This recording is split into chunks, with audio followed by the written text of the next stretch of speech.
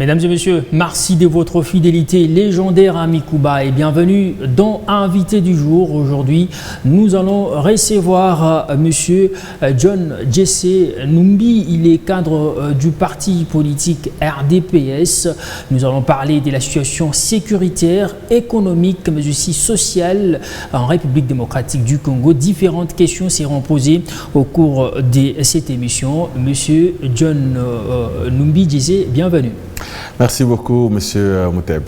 Vous êtes cadre ou encore le fédéral du parti politique RDPS.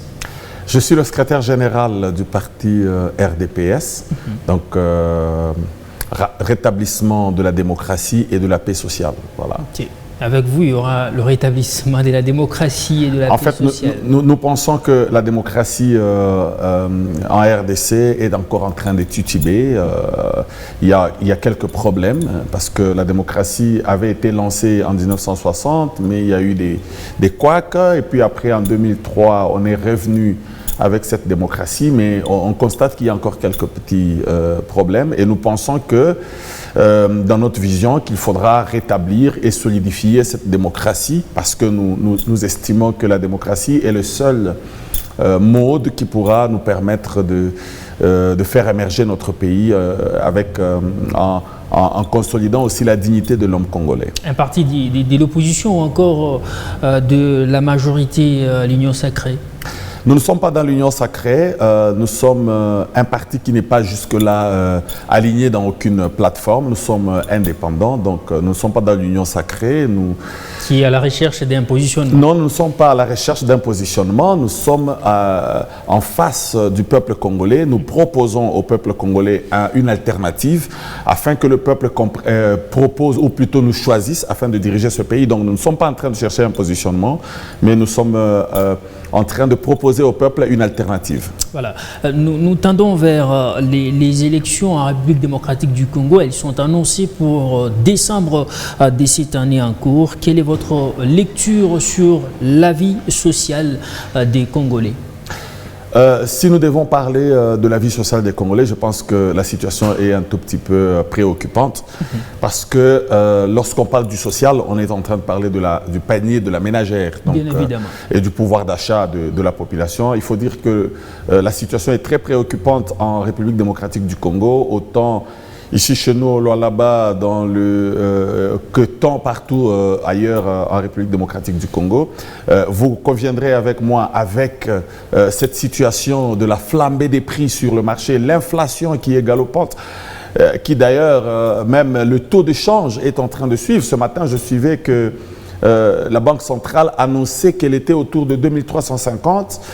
Ça signifie que nous sommes déjà en train d'aller vers 2500 et imaginez-vous, tous les salaires étaient alignés autour du taux de 1900, de 2000 et jusque-là, il n'y a aucun réajustement, c'est-à-dire que le pouvoir d'achat est aménuisé davantage. En plus de cela, il faut parler de la rareté de certains produits alimentaires, notamment le bunga, le fameux bunga ici chez nous. Au Katanga en général et dans le Grand Kassai également. Donc c'est une situation très préoccupante. La situation sociale est très très préoccupante aujourd'hui, sans parler de toute la situation sécuritaire, parce que là aussi c'est encore un autre problème, nous manquons la paix sociale, c'est des vols, des banditismes un peu partout dans les grandes villes, hein. Le banditisme urbain se porte tellement bien en RDC aujourd'hui et surtout dans la partie sud, notamment le Haut-Katanga, le Lualaba, donc la situation n'est pas bonne. N'est pas bonne, ça c'est votre lecture sur la vie sociale en RDC. Vous avez évoqué la question sécuritaire. Le pays est attaqué dans sa partie est depuis l'instauration de l'état des sièges, déjà 2 ans depuis qu'on a instauré l'état des sièges. Votre lecture également sur cette mesure sécuritaire prise par le chef de l'État congolais Félix Tshisekedi, 2 ans déjà de l'état des sièges. Quelle est retombée sur le terrain? Là encore une fois, la situation est encore très chaotique au niveau de la sécurité à l'Est. Et il n'y a pas que de l'insécurité à l'Est, mais il y a de l'insécurité un peu partout parce que on parle trop du Nord Kivu, de l'Ituri, mais il ne faut pas oublier qu'il y a des problèmes au Maniema, qu'il y a des problèmes au Sud Kivu, qu'il y a des problèmes à l'Équateur et même tout près à quelques kilomètres de Kinshasa avec ce fameux conflit à Kwamut, voilà. Donc, et il y a des conflits au Kasaï, il y a un peu partout, il y a des problèmes. Je pense que les mesures qui ont été prises depuis 2 ans, depuis quelques années, les mesures ne sont pas bonnes parce que nous n'avons pas remarqué une amélioration. Tenez, lorsque l'on prend une mesure, c'est premièrement pour sécuriser la population, c'est-à-dire diminuer le nombre d'attaques, diminuer le nombre des morts à l'Est, notamment suite à cette insécurité. Mais lorsque vous prenez les statistiques, vous conviendrez avec moi que selon les rapports de la société civile, des organisations internationales, ça démontre qu'il y a pire qu'avant. C'est-à-dire que la mesure ne tient pas. Je pense qu'il est important que le gouvernement réévalue ses décisions et prenne les bonnes. Il faut lever carrément cet état des sièges ou cette mesure. Moi, je pense qu'il faut revenir pour rediscuter sur la question. Déjà, au départ, nous avions signalé que la mesure était prise à la légère. Ce n'était pas la bonne mesure qu'il fallait prendre. On est allé trop vite en besogne et on a pris une décision. Alors, il fallait faire avec, mais la décision, ça ne marche pas parce qu'il n'y a pas que cette affaire de l'état de siège. Il y a aussi cette invitation de nos amis des États de l'Afrique de l'Est, de l'EAC. Donc, encore une fois, une autre mauvaise décision. Donc, vous savez, lorsqu'on a pris une mauvaise décision, il faut savoir s'asseoir, revenir et prendre la bonne, corriger carrément, au lieu de continuer à prendre des mauvaises décisions, parce que là, j'apprends qu'il y a d'autres forces qu'on est en train de vouloir inviter. Donc, nous allons avoir un cocktail vraiment indigeste à l'Est qui risque de nous rappeler l'époque l'époque de ce qu'on a appelé la guerre mondiale en RDC, où on avait des forces étrangères qui venaient se battre en République, en terre congolaise. Donc je pense que c'est une situation très catastrophique. Le déploiement de la force de l'EAC, mais aussi l'annonce du déploiement de la force de la SADC, c'est pas opportun et ça n'apporte absolument rien. La question n'est pas de l'opportunisme. En fait, moi je pense qu'on devrait discuter avec la SADC depuis tout ce temps. On a été complaisant, hein. On a fait ce que nous appelons de la diplomatie des erreurs, c'est-à-dire on essaye d'abord et puis on va voir ce que ça va donner. Nous avions en son temps sonné l'alerte pour dire que cette décision d'aller chercher nos bourreaux pour qu'ils viennent nous aider à dégager ceux qu'ils ont amenés chez nous était une décision irresponsable. On nous a accusés de tous les maux. Aujourd'hui, on revient maintenant à vouloir corriger la question. Mais moi, je ne voudrais pas que l'on puisse rajouter la SADC à l'EAC. Il faudrait carrément être courageux pour décider de prendre des grandes décisions, décider de faire partir l'EAC et ramener la SADC, par exemple. Mais ce cocktail qu'on risque de fabriquer là-bas, ça risque de créer des problèmes. C'est facile de faire partir la force régionale de l'EAC pour ramener la force Je ne pense pas que ça soit facile. Je ne pense pas que ça soit facile et déjà que diriger un pays n'est pas facile. Donc ce sont des grandes décisions. Lorsqu'on est leader, on prend des décisions responsables et des décisions qui sont généralement difficiles, mais il faut savoir les prendre. Donc moi je pense qu'en ce moment, le gouvernement doit s'assumer. On doit prendre une décision, on doit arrêter avec cette histoire de l'EAC, parce que même le chef de l'État est conscient que cette histoire nous tourne en bourrique, voyez-vous. Donc on ne peut pas continuer à créer un amalgame. La population était en train d'alerter que la force de l'EAC était de mèche avec le M23. Personne ne croyait en cette population. Mais aujourd'hui, on voit le chef de l'État qui donne un ultimatum à la force de l'EAC jusqu'au juin. S'il n'y a pas de résultats, elle doit partir. Mais c'est quoi les résultats déjà au départ? C'est ça le problème. Comment on peut dire s'il n'y a pas de résultats? Il faudrait déjà définir c'est quoi les résultats. Cette force est venue sans une feuille de route claire. On nous a dit à un moment, selon notre gouvernement, ils venaient pour chasser le M23. On nous a même dit que les forces kenyanes passeraient par Bunagana pour entrer. On nous a aussi dit qu'ils viendraient pour bloquer, pour dégager les forces négatives. Mais aujourd'hui, ils sont arrivés et eux nous disent qu'ils ne sont pas venus pour faire la guerre au M23, ils sont plutôt venus pour... C'est du copier-coller à la MONUSCO. Voilà, voyez-vous, donc nous sommes dans une situation, dans un dîner des cons, voyez-vous, donc on est en train de nous prendre pour des imbéciles et on nous annonce n'importe quoi. Et ce qui est marrant, c'est que le gouvernement continue à croire en nous disant d'ici juin, il n'y aura rien d'ici juin. C'est pourquoi je vous dis, il faut prendre des grandes décisions. Ici, nous avons l'impression d'être en face d'une situation comme si on était en train de faire un petit jeu, un jeu de Nintendo, un jeu vidéo où on est en train d'essayer les pions, ainsi de suite, et voir ce que ça va marcher et ce qui ne va pas marcher. Mais c'est des vies humaines. Vous avez suivi ce qui s'est passé dans les villages aux alentours de Bunagana. C'est des vies humaines. On a parlé de 250 personnes qu'on a déterrées. On a trouvé des fosses communes un peu partout. Donc, c'est des Congolais qui meurent suite à des décisions à peu près d'un gouvernement. On peut dire que le gouvernement congolais est en train de tâtonner dans la prise des stratégies pour résoudre la crise. Vous avez utilisé le vrai mot. Vous l'avez utilisé, le mot. C'est vraiment du tâtonnement.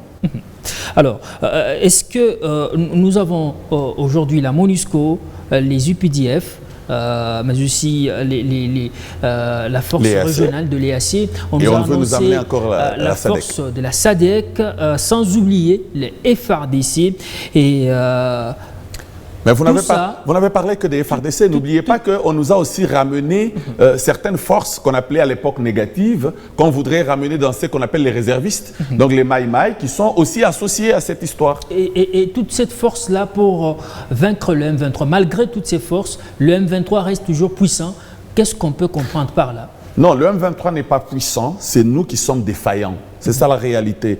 Le problème, c'est que pour faire la guerre, il ne suffit pas seulement d'avoir de la force, il faut aussi avoir de la stratégie et il faut avoir de l'intelligence. Voyez-vous? Et il faut bien préparer cette guerre. Il faut savoir qu'est-ce que nous visons, qu'est-ce que nous voulons. Nous sommes allés chercher l'EAC alors que nous avions en face de nous l'EAC en train de nous faire la guerre. Voyez-vous, avant d'en arriver à l'EAC, lorsque nous parlions aujourd'hui, à l'époque, du Rwanda, de Kagame notamment, qui venait chez nous et se permettait de prendre de l'or aussi facilement que cela a été fait, selon les informations qu'on nous a données par certains conseillers du chef de l'État. On nous disait que c'était notre frère, c'était ce qu'on appelait la diplomatie agissante. Voyez-vous? Et là, lorsque vous arrivez à un moment de la vie, il faut savoir se mettre... s'arrêter et évaluer ce qu'on a fait. Et lorsqu'on a échoué, il faut savoir prendre des grandes options. Donc, soit on change de cap, soit on laisse. Faudra-t-il un nouveau leadership à la tête de ce pays pour résoudre cette situation ou cette crise sécuritaire dans la partie Est? Je voudrais répéter les mots d'un leader de l'opposition, plutôt de la majorité de l'Union sacrée, notamment Vital Kamerhe, qui a dit que ce pays a besoin d'un leadership visionnaire, d'un leadership rassembleur et d'un leadership fort. Et tous ces éléments ne sont pas renfermés dans Félix Tshisekedi. Non, mais moi je viens de répéter les mots de Vital Kamerhe. Je ne voudrais pas faire de la science, plutôt de la psychologie sur les personnes. C'est pas ça mon problème. Mon problème, c'est que nous attendons des résultats. Donc, nous avons besoin d'un leadership fort. Nous avons besoin d'un leadership rassembleur. Ça, c'est Vital Kamerhe qui le dirait. Donc, c'est à lui de dire si ça se retrouve dans telle ou telle autre personne. Nous avons, ou bien, il nous faut un leadership fort. Je venais de dire qu'il nous faut. Vous savez, lorsque l'on parle de la gestion de la République, il y a des résultats que nous sommes en train d'observer, voyez-vous. Lorsque nous disons aujourd'hui qu'il nous faut un leadership, c'est parce que nous n'avons pas des résultats. Parce que vous parlez d'un chaos jusque-là. Depuis la vie sociale, la vie sécuritaire, c'est du chaos. Donc tous ces éléments prenez ne sont pas réunis par Prenez votre micro et voyez le Congolais lambda. Posez-lui la question, qu'est-ce qui se passe dans ce pays? Qu'est-ce qui marche dans ce pays? Il vous dira que rien ne marche. Alors si rien ne marche, c'est qu'il n'y a pas de conducteur, c'est qu'il n'y a pas de bons conducteurs, voyez-vous. Donc il y a un problème de leadership. Et moi, je crois qu'il n'y a pas de mauvaises troupes, il n'y a que de mauvais coachs. S'il n'y a pas des conducteurs, qu'est-ce qu'il nous faut alors, monsieur? Il nous faut un leadership fort. Il nous faut un leadership. Vous m'aviez dit que nous sommes dans l'année électorale. Le Congolais est devant cette situation. Donc, moi, j'en appelle à la responsabilité des Congolais. Ce sont les Congolais qui ont décidé que nous ayons ce leadership qui est là. Et nous constatons que c'est un leadership défaillant. Alors, il faudrait que nous puissions travailler pour construire un nouveau leadership. Pour construire un nouveau leadership, il y a autant de questions, et notamment si on doit rabattre ça au niveau du Lualaba, on nous parle du retour à l'ordre constitutionnel avec tout ce qui s'est passé. Vous, en tant qu'analyste, mais aussi cadre de RDCP, votre lecture... RDPS, ouais. J'y arrive. Votre lecture, parce qu'on nous parle des violations des lois chaque jour qui passe en République démocratique du Congo. Alors, ça c'est un problème. Ça, c'est vraiment un sérieux problème et c'est à tous les niveaux que ça se passe. On ne respecte plus rien dans ce pays. Il y a des décisions qui se prennent. J'entends l'Assemblée provinciale de tel coin décider ceci ou cela et le lendemain, c'est la Cour constitutionnelle qui annule et le lendemain, c'est l'Assemblée qui revient et finalement, on ne sait même pas. Il y a des moments où il n'y a aucune loi qui n'est pas respectée. Par exemple, les procédures ne sont pas respectées, les délais ne sont pas respectés. Vous avez parlé du Lualaba, par exemple. On a eu la démission d'un gouverneur dans le Lualaba. Après une démission, la loi est claire, il faut organiser les élections dans les, je crois, 60 jours ou 70 jours qui suivent la démission. Mais jusqu'à ce jour, nous sommes encore dans cette situation. Donc, rien n'est respecté et ça, c'est catastrophique. Un État, voilà pourquoi nous avions dit que nous voulons le rétablissement de la démocratie. Parce qu'un État démocratique, on ne le reconnaît pas seulement à l'organisation des élections, mais c'est aussi dans le respect des textes que le peuple a choisi, parce que le chef dans la démocratie, c'est le peuple. Or, qui installe, qui crée les lois, c'est le peuple. On nous a chanté l'état des droits en RDC. Écoutez, vous savez, s'il faut parler de chanter, nous avons des bons chanteurs en RDC, des bons rossignols qui ont chanté hier, qui chantent aujourd'hui. Je crois que vous suivez mon regard. Alors, par rapport à la situation de l'Est, qu'est-ce qu'il nous faut pour résoudre définitivement peut-être cette crise sécuritaire? Qu'est-ce qu'il nous manque et qu'est-ce qu'il nous faut? Alors, le RDPS pense que nous devons faire une bonne diplomatie. Moi, je vais vous donner juste deux petits éléments. Lorsque nous avons entamé le mandat que nous avons aujourd'hui, nous avions trouvé que le M23 n'existait presque plus. Enfin, n'existait plus, voyez-vous. Le M23 est revenu avec, je ne sais pas par quelle magie, le M23 est revenu et puis on a entendu parler de certains pour parler. On nous a même raconté des histoires dans les coulisses qu'ils seraient à Kinshasa en 2019, ainsi de suite. Nous ne savons pas très bien dans quel cadre ils étaient à Kinshasa, mais ce mouvement est rentré sur la place. C'est une question qui revient plusieurs fois. Depuis 1997, nous vivons ces recrudescences de l'insécurité à l'Est, RCD, et puis c'est des mouvements qui reviennent. Il faudrait que nous puissions l'attaquer au fond, ensemble avec la communauté internationale qui est hypocrite dans cette question. Il faudrait que nous soyons corrects d'abord envers nous-mêmes. Il faudrait que nous puissions construire un leadership fort. Quand nous parlons de leadership fort au niveau de la République, ce n'est pas seulement en termes d'une seule personne, c'est aussi en termes du respect de tout le pouvoir d'un gouvernement. Le respect de tout le gouvernement, c'est d'abord les textes, n'est-ce pas? Respectons-nous nous-mêmes d'abord. Soyons sérieux avec nous-mêmes. Construisons une armée solide. Nous parlons chaque fois de l'armée, de l'armée, de l'armée, de l'armée. Mais il y a quelques années, je crois, 2017, ou 2018, on nous a dit que le Congo était la 9e puissance africaine. Je ne sais pas si vous comprenez ça. La 9e puissance africaine, ça signifie que nous sommes une puissance africaine au niveau de l'armée. L'argent à décaisser pour l'armée n'est pas là, mais pour décaisser pour une sortie d'une plateforme. Mais c'est ça effectivement le problème. J'ai parlé du sérieux. Lorsque nous devons respecter, vous parlez des plateformes, on a parlé des 15 millions de dollars par exemple. Ça énerve même le militaire, voyez-vous. Il n'y a pas que ça, il y a tous ces voyages qu'il y a eu. J'ai suivi toute une délégation des ministres allés en Afrique du Sud. On me parle d'une dizaine. Vous savez, chaque ministre voyage avec combien de personnes? Voilà. Vous savez ce que ça coûte un ministre quand il doit se déplacer vers l'extérieur? Voyez-vous, pendant une semaine, ils sont allés en vendrouille là-bas et ils rentrent les mains bredouilles et on nous raconte des histoires. Alors que notre armée a besoin juste d'un peu des moyens pour s'acheter de l'eau et qu'ils puissent aller mettre boutre hors d'état de nuire CM23. Merci beaucoup, Monsieur Jessé Noumbi, d'avoir répondu à nos questions, surtout à notre invitation.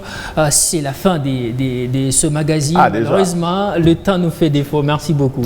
Merci beaucoup, Monsieur Dorsin. C'est toujours un plaisir d'être sur ce plateau de Mikuba. Merci également à vous tous de nous avoir suivis de partout.